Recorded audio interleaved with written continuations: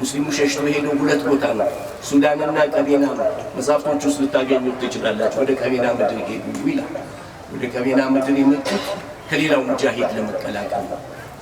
እና ሐሰን ጃሙ ከዚህ ሰይድ ሐሰን ከዚህ እነው መግፋርዳ እና አዝማች ባክሳ ኢማም ባክሳ ከቻሃ ከስልጢ ከሁሉ ቦታ የመጡበታል። ይሄ የሁላችን ማረፊያ መሰብሰቢያ ነው። ሸኾችም ማፌድ ላይ ሀገራቸውን ማቋቋም ይችሉ ነበር። ጃማቻቻ ይህም ቦታ የመረጡበት ለዚሁ ነው። ይሄ የዑለማ የዲን አልእስላም በዚህ በደቡብ ትልቅ መሰረት ነው። ይሄ ቦታ ቃጥባሪ ብቻ አይደለም። በአካባቢው ብትቆጥሩ ብዙ ሀገራዎች አሉ።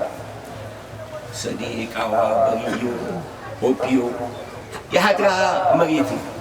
እንደምንጣፍ የሀገራ መሬት ነው። ምንም በምናውቀው ደረጃ ሸኾችም የመረጡት ለዚህ ነው። የሸኾችም ስራ ያደረገው ለዚህ ነው። እና እዚህ ቦታ ላይ ትልቅ መሰረት እንጥላለን። አሁን ብዙ ምን በኢትዮጵያ ደረጃ እንዴት እናሳ